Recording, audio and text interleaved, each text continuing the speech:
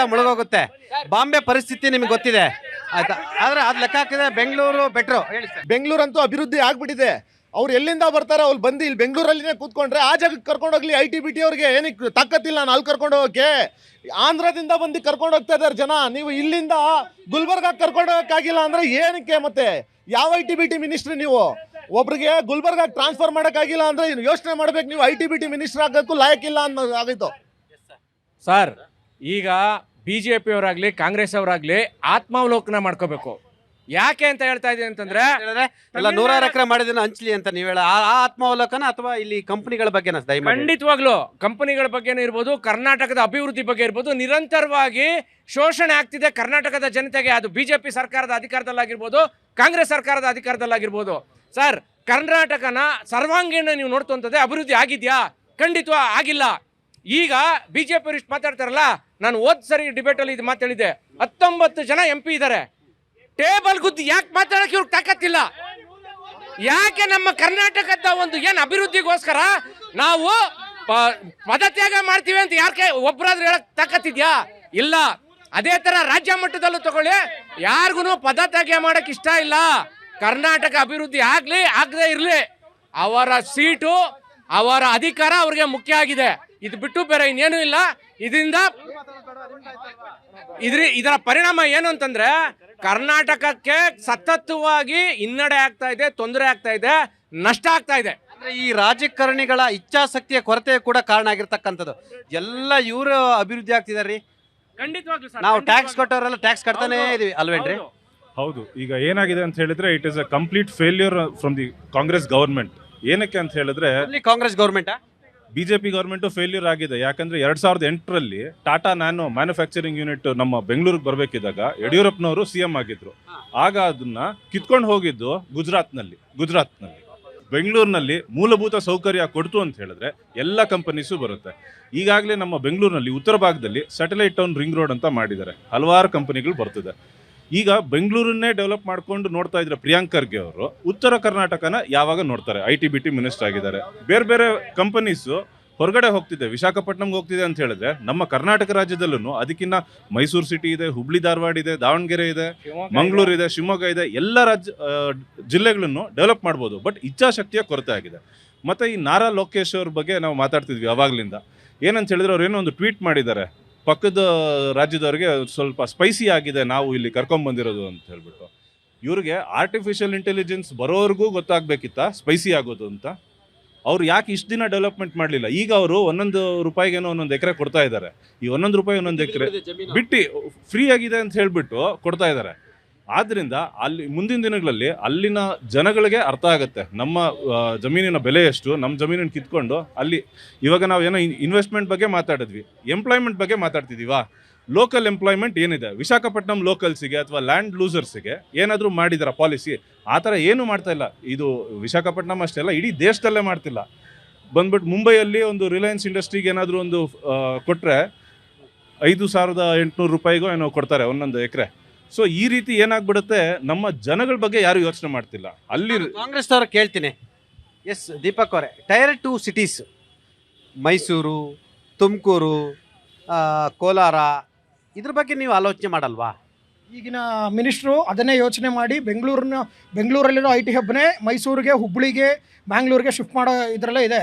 ಆದರೆ ಇವರು 1 ರೂಪಾಯಿಗೆ ಎಕರೆ ಕೊಡ್ತಾ ಇರೋದ್ರಲ್ಲಿ ಇದ್ರ ಹಿಂದೆ ಬರೀ ಗೂಗಲ್ ಸಂಸ್ಥೆ ಬರಲಿ ಅಂತಲ್ಲ, ಮತ್ತು ಇನ್ನೊಂದಲ್ಲ, ಯಾವುದೇ ಕಾರಣಕ್ಕೂ ಮೈಸೂರು ಸಿಟಿನೂ ಈ ಸರ್ಕಾರ ಮುಗಿಯೋದ್ರೊಳಗೇನೆ ಮೈಸೂರು ಸಿಟಿಗೂ IT ಹಬ್ ಆಗೇ ಆಗ್ತದೆ. ಬೆಂಗಳೂರಿಂದ ಯಾವುದೇ ಕಂಪನಿಗಳು ಕೂಡ ಬಿಟ್ಟೋಗ್ತಾ ಇಲ್ಲ. ಕಣ್ಮುಂದೆ ಇರುವಂಥ ಅಭಿವೃದ್ಧಿ ಕೆಲಸನ ನೀವು ಕ್ವಶನ್ ಮಾಡ್ತಾ ಇದ್ದೀರಾ. ನಾನೊಂದು ಕ್ಲಾರಿಫೈ ಕೊಟ್ಬಿಡ್ತೀನಿ. ನಾನು ಕ್ವಶನ್ ಮಾಡ್ತಿರಲ್ಲ. ಮೂಲಭೂತ ಸೌಕರ್ಯಗಳನ್ನ ಸರಿಯಾಗಿ ಇದು ಮಾಡಿ ರಸ್ತೆ ಹಾಕಿದ್ರೆ ವರ್ಷ ಕಿತ್ಕೊಂಡು ಹೋಗುತ್ತೆ, 6 ತಿಂಗಳಿಗೆ ಕಿತ್ಕೊಂಡು ಹೋಗುತ್ತೆ. ಯಾರು ಹೊಣೆ? ಏನು ಮಾಡ್ತಿದೆ BBMP? ಏನು ಮಾಡ್ತಿದೆ BBMP ಹೇಳಿ?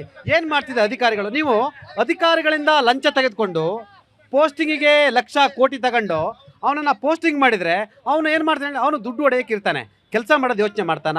ಯಾರು ಕಾರಣ ಇದು?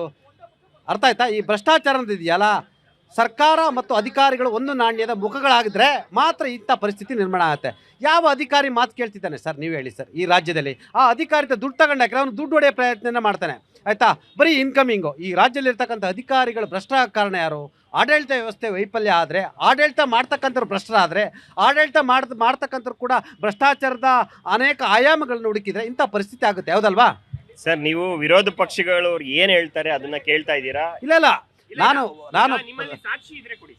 ನಾನೊಂದು ಮಾತು ಕೇಳ್ತೀನಿ. ನೀವ್ ಹೇಳ್ತಾ ಇದೀರಾ ಭ್ರಷ್ಟಾಚಾರದ ಆರೋಪ ಅಂತ ಬಿಜೆಪಿ ಅವರು ಜೆಡಿಎಸ್ ಅವರು ಅವತ್ತಿಂದ ಕೇಳ್ತಾ ಇದ್ದಾರೆ. ಆಯ್ತು, ಈ ವಾಲ್ಮೀಕಿ ಅಂತ ಒಂದು ಹಗರಣ ನಡೀತಲ್ಲ, ಅದೇನದು ಸತ್ಯ ಹರಿಶ್ಚಂದ್ರ ಕಂಪನಿ ನಾಟಕ ಆಯ್ತಾ ಅದು? ಸರ್ ವಾಲ್ಮೀಕಿ ಹಗರಣ ಆಗಿದ್ರೆ ಇವತ್ತು ಒಂದ್ ನಿಮಿಷ ರೀ, ನಿಮ್ಮ ಮುಖ್ಯಮಂತ್ರಿಗಳು ಹೇಳ್ತಾರೆ ಹೌದು 89 ಕೋಟಿ ರೂಪಾಯಿ ಇದಾಗಿದೆ, ನಾವು ವಸೂಲಿ ಮಾಡ್ತೀವಿ. ಏನು ಅರ್ಥ? ನಮ್ ದುಡ್ಡು ರೀ, ನೀವು ಹಂಗೆಲ್ಲ ಡಿಪೆಂಡ್ ಮಾಡ್ಕೋಬೇಡಿ ಆಯ್ತಾ. ಇದು ಜನರ ತೆರಿಗೆ ದುಡ್ಡು ಆಯ್ತಾ. ನೀವು ಮೆಣಸಿನ್ಕಾಯಿ ಹಿಡ್ಕೊಳಂಗ ಆಡಬೇಡಿ, ವಾಸ್ತವನ ಮಾತಾಡಿ. ಕೇಳಿ ಸರ್, ಈಗ ಯಾವುದೇ ಒಂದು ಪ್ರಕರಣ ಕೋರ್ಟಲ್ಲಿ ಇದ್ದಾಗ ಅದಕ್ಕೆ ಇಡಿ ಅವರು ಕೂಡ ಬಂದಿದ್ದಾರೆ ಆಯ್ತಾ. ಅದು ಚಾರ್ಜ್ ಶೀಟ್ ಸಲ್ಲಿಸ್ಲಿ, ಅದ್ರ ಬಗ್ಗೆ ಆಮೇಲೆ ಮಾತಾಡೋಣ. ನಿಮ್ಮ ಆರೋಪಕ್ಕೆ ನಾವೇನ್ ಹೇಳ್ಬೇಕು ಉತ್ತರ ಕೊಡ್ತೀವಿ. ಹೇಳ್ತಿದ್ರ ಅವರು ಆಡಳಿತ ವ್ಯವಸ್ಥೆ ಕಾರಣಕ್ಕಾಗಿ. ಈಗ ನಾರಾ ಲೋಕೇಶ್ ನಾಯ್ಡು ಅವರು ಇದಾರಲ್ಲ, ಹೌದು, ಅವ್ರ ರಾಜ್ಯ ಉದ್ಧಾರ ಮಾಡಕ್ಕೆ ರೀ, ಅವರ ರಾಜ್ಯವನ್ನ ಮೇಲೆತ್ತಲಿಕ್ಕೆ, ಅವರ ರಾಜ್ಯದಲ್ಲಿ ಉದ್ಯೋಗ ಸೃಷ್ಟಿ ಮಾಡಲಿಕ್ಕೆ ಅವರು ಅದು ಮ್ಯಾಜಿಕ್ ಮಾಡ್ತಾರೋ, ಕರೀತಾರೆ, ರಿಕ್ವೆಸ್ಟ್ ಮಾಡ್ತಾರೆ, 1 ರೂಪಾಯಿ ಕೊಡ್ತಾರೆ, ನೀರು ಫ್ರೀ ಕೊಡ್ತೀವಿ ಅಂತ ಹೇಳಿದ್ರೆ, ನೀವು ಹೇಳ್ರಿ ನಿಮ್ಮ ರಾಜ್ಯದಲ್ಲಿ ಏನೇನು ಮಾಡ್ತಿದ್ರೆ ಅದನ್ನ ಯಾರೋ ಹೇಳಿ ಹೋಗ್ಲಿ. ನಾವು ಫ್ಯೂಚರ್ನ ಮುಂದೆ ಇಟ್ಕೊಂಡು ಪ್ರಾಜೆಕ್ಟ್ಸ್ನ ತರ್ತೀವಿ ಸರ್. ಹೈದರಾಬಾದ್ ಅವ್ರ ತರ ಫ್ಯೂಚರ್ ಗೊತ್ತಿಲ್ದಿರೋ ತರ ಪ್ರಾಜೆಕ್ಟ್ಸ್ ನ ತಗೊಳ್ಳಲ್ಲ. 22,000 ಕೋಟಿಯಷ್ಟು ನಷ್ಟ ಆಗುತ್ತೆ. ಅದನ್ನ ಅವ್ರು ಎಲ್ಲಿಂದ ತುಂಬಿಸ್ತಾರೆ ಸರ್? ಆಯ್ತು, ಇಷ್ಟೆಲ್ಲ ಮಾತಾಡ್ತಾರಲ್ಲ. ನಾವು 10 ಲಕ್ಷ ಕೋಟಿ ಬಂಡವಾಳ ತಂದಾಗ ಇದೇ ಸ್ನೇಹಿತರು ಕೇಳ್ತಾ ಇದ್ರು ನಾರ್ತ್ ಕರ್ನಾಟಕ ಏನು ಉದ್ಧಾರ ಮಾಡಿದೀರಾ ಅಂತ. ಇದರಲ್ಲಿ 45% ಅಷ್ಟು ನಾವು ಈ ಇನ್ವೆಸ್ಟ್ಮೆಂಟ್ ನ ನಾರ್ತ್ ಕರ್ನಾಟಕ ಕೊಡ್ತಾ ಇದೀವಿ.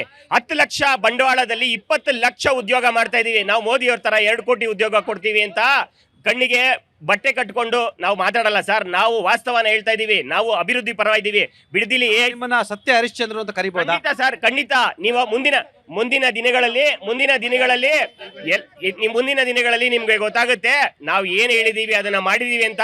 ನಿಮ್ಗೆ ಇವಾಗೆ ಗೊತ್ತಾಗ್ಬೇಕಾಯ್ತು. ಪಂಚ ಗ್ಯಾರಂಟಿಗಳನ್ನ ನಾವು ಕೊಟ್ಟಾದ್ಮೇಲೆ ಜನಪರ, ಮಹಿಳೆಯರ ಪರ, ನಿರುದ್ಯೋಗದ ಪರ ನಾವು ನಿಂತಿದೀವಿ. ಜನರಿಗೋಸ್ಕರ ನಾವು ಕೆಲಸ ಮಾಡ್ತೀವಿ ಅನ್ನೋದು ನಿಮ್ಗೆ ಅರ್ಥ ಆಗಿರ್ಬೇಕಾಗಿತ್ತು. ಬಟ್ ನೀವು ಕ್ವಶನ್ ಮಾಡ್ತಾನೆ ಇದ್ದೀರಾ, ನಾವು ಮಾಡ್ತೀವಿ. ನಾವು ಗ್ಯಾರಂಟಿ ವಿರೋಧ ಇಲ್ಲ.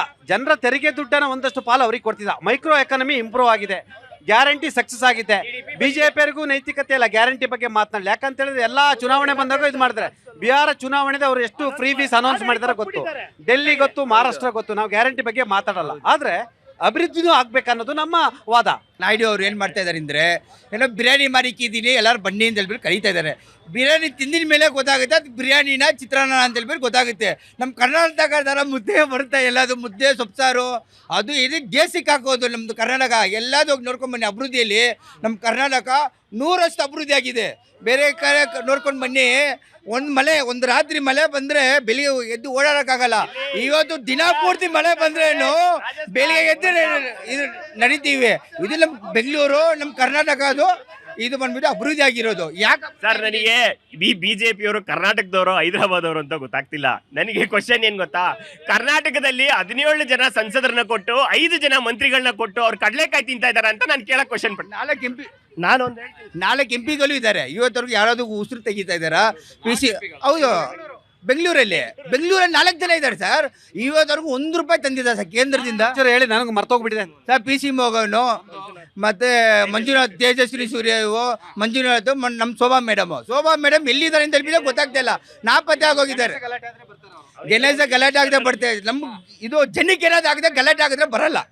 ಅವ್ರು ಬೇರೆ ಓಟ್ ಪಾಲಿಟಿಕ್ ಮಾತ್ರ ಮಾಡಕ್ಕೆ ಬರ್ತಾರೆ ಸರ್. ಅಭಿವೃದ್ಧಿ ಬಗ್ಗೆ ಅವರು ಬರಲ್ಲ. ಇದು ನಮಗೆ ಹಿನ್ನೆಲೆ ಆಗ್ತಾ ಇದೆ, ಬಿಜೆಪಿಯಿಂದನೇ ಆಗ್ತಾ ಇರೋದು ಸರ್. ನಾನೊಂದು ಹೇಳಕ್ಕೆ ಇಚ್ಛೆ ಪಡ್ತೀನಿ, ಈ ಪ್ರಾಜೆಕ್ಟ್ ಕೈ ತಪ್ಪಕ್ಕೆ ನೇರ ಹೊಣೆ ಮೋದಿ ಅವರು ಮತ್ತು NDA ಭಾಗ ಆದಂತಹ ಚಂದ್ರಬಾಬು ನಾಯ್ಡು ಅವರ ಕೈವಾಡ ಅಂತ ಹೇಳಕ್ಕೆ, ಆರೋಪ ಮಾಡೋಕ್ಕೆ ಇಚ್ಛೆ ಪಡ್ತೀನಿ. ಎರಡನೇ ವಿಚಾರ ಸರ್, ಅದು ಈಗ ರಾಜ್ಯ ಅನೌನ್ಸ್ ಆಗಿದೆ ಅಂದರೆ 10 ವರ್ಷದಲ್ಲಿ ಅವ್ರಿಗೆ ಬೇರೆ ದಾರಿ ಇಲ್ಲ ಸರ್. ಅವ್ರಿಗೆ ನಮ್ಗೆ ಆ ಥರದ ಪರಿಸ್ಥಿತಿ ಇಲ್ಲ ಬೆಂಗಳೂರು. ಇದು ಕೈ ತಪ್ಪಿರೋದಕ್ಕೆ ನೇರ ಹೊಣೆ ಬಿಜೆಪಿ ಕೇಂದ್ರದ ನಾಯಕರು. ಮೂರನೇ ವಿಚಾರ ಸರ್, ನಾನು ಇನ್ನೊಂದು ಹೇಳ್ತೀನಿ. ಇವರು ಆರೋಪ ನಾನು ಹೇಳ್ತೀನಿ ನೋಡಿ, ಇವತ್ತು ಈ ಕ್ಯಾಂಪಸ್ ಶಿಫ್ಟ್ ಆಗಿದೆ. ಕರೆಕ್ಟಾಗಿ 3 ರಿಂದ 4 ವರ್ಷದಲ್ಲಿ ವಾಪಸ್ ಗಂಟು ಮುಟ್ಟೆ ಕಟ್ಕೊಂಡು ನಮ್ಮ ಕ್ಯಾಂಪಸ್ ಮತ್ತೆ ಬರ್ತಾರೆ. ಬೇಕಾದ್ರೆ ಬರೆದಿಟ್ಕೊಳ್ಳಿ. ಈ ಕಾರ್ಯಕ್ರಮ ಈ ಚಾನಲ್ ನೀವು ಜ್ಯೋತಿಷ್ಯರು ಹೇಳ್ತೀನಿ ನಿಮ್ಗೆ. ಏನಕ್ಕೆ ಉದಾಹರಣೆ, ಈ ತರ ಕ್ಲೈಮೇಟು, ಈ ತರ ಮ್ಯಾನ್ ಪವರು, ಸಾಫ್ಟ್ವೇರು ಸರ್, ಒಂದು ಬಟನ್ ನಮ್ಗಿದೆ ಬ್ಲಿಂಕಿಟ್ ಅಂತ, ಸರಿ 3 ನಿಮಿಷದಲ್ಲಿ ನಿಮಗೆ ಬೇಕಾಗೋದು ಸಿಗುತ್ತೆ. ಹೈದರಾಬಾದಲ್ಲಿ ಆ ಥರ ಇಲ್ಲ. ಇವರು ಕನ್ಸ್ ಕಟ್ಕೊಂಡು ಹೋಗ್ತಾ ಇದ್ದಾರೆ. ವಾಪಸ್ ಬರೋದಂತೂ ಬರ್ದಿಟ್ಕೊಳ್ಳಿ. ಈ ಕಾರ್ಯಕ್ರಮ ಇನ್ನೂ 3 ವರ್ಷ ನಡೆಯುತ್ತೆ. ಈ ಕಾರ್ಯಕ್ರಮದಲ್ಲೇ ಮತ್ತೆ ಇದೇ ಕಾರ್ಯಕ್ರಮ, ಇದ್ರ ಬಗ್ಗೆ ವಾಪಸ್ ಬಂದಿದೆ ಈ ಕ್ಯಾಂಪಸ್ ಅಂತ ಚಿದಾನಂದ ಪಾಟೀಲ್ ಅವ್ರು ನೀವೇ ಉಲ್ಲೇಖ ಮಾಡ್ತೀರಾ, ಬರ್ದಿಟ್ಕೊಳ್ಳಿ.